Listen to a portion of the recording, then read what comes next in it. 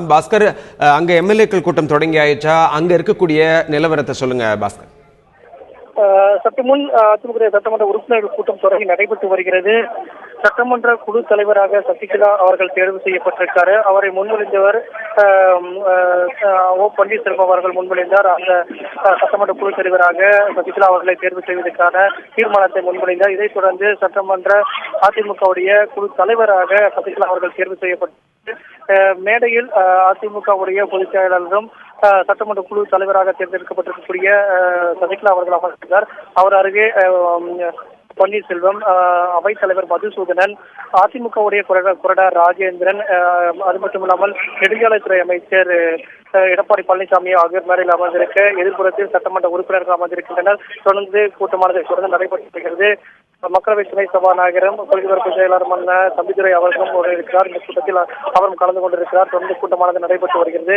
சட்டமன்ற குழு தலைவராக தேர்ந்தெடுக்கப்பட்டிருக்கக்கூடிய தீர்மானத்தை ஓ பன்னீர்செல்வம் முன்மொழிய சட்டமன்ற குழு தலைவராக தேர்ந்தெடுக்கப்பட்டிருக்கிறார். இதைத் தொடர்ந்து சட்டமன்ற உறுப்பினருடைய ஆதரவு கடிதத்தை ஆளுநரிடம் குறித்து முறைப்படியாக அடுத்தடுத்த நகர்வுகள் நடைபெறும். அதற்கு வந்து விரைவில் வந்து தமிழக முதலமைச்சர் சசிகலா அவர்கள் வந்து பதவியேற்பார். அதற்கான நிகழ்ச்சிக்கான ஏற்பாடுகளும் ஒருபுறம் நடைபெற்று வரும் நிலையில அதிமுக சட்டமன்ற உறுப்பினர் கூட்டம் 1:30 மணி அளவில் தொடங்கும் என்று எதிர்பார்க்கப்பட்டது. ஆனால் அதற்கு முன்னதாக அமைச்சர் ஒரு ஆலோசனை நடைபெற்றது.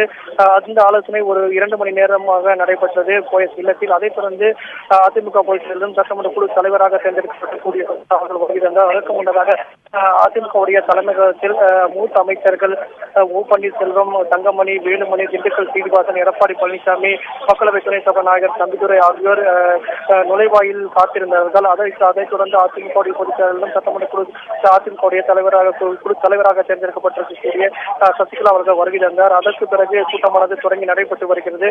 இந்த கூட்டத்தில் தான் அவர்கள் ஒருமனதாக தேர்ந்தெடுக்கப்பட்ட அந்த தீர்மானம் குறிப்பாக சொல்ல வேண்டும் என்றால் சட்டமன்ற குழு தலைவராக சசிகலா அவர்கள் ஒருமனதாக தேர்ந்தெடுக்கப்பட்டு முன்மொழியப்பட்ட அந்த தீர்மானம் முறைப்படியாக அவருக்கு வந்து கொடுக்கப்படும். அதைத் தொடர்ந்து மூத்த அமைச்சர்கள் ஆளுநரை சந்தித்து ஆதரவு கடிதத்தை சட்டமன்ற அதிமுக உறுப்பினருடைய ஆதரவு கடிதத்தை கொடுப்பார்கள். சட்டமன்ற குழு தலைவராக தேர்ந்தெடுக்கப்படக்கூடிய சசிகலா அவர்கள் முதலமைச்சராக அழைப்பு விடுக்கும்படி ஆளுநரிடம் முறைப்படியாக அழைப்பு விடுப்பதற்கான அந்த ஆதரவு கடிதம் கொடுத்த பிறகு அடுத்தடுத்த நிகழ்வுகள் நடைபெறும். அதைத் தொடர்ந்து பதவியேற்பு விழாவுக்கான ஏற்பாடு நடைபெற்று பதவியேற்பு விழாவானது 7ஆம் தேதி நடைபெறுவதாக கூறப்பட்டிருக்கக்கூடிய அந்த நடவடிக்கைகள் ஒரு நிகழ்ச்சிக்கான ஏற்பாடுகளும் தொடர்ந்து நடைபெற்று வருகிறது.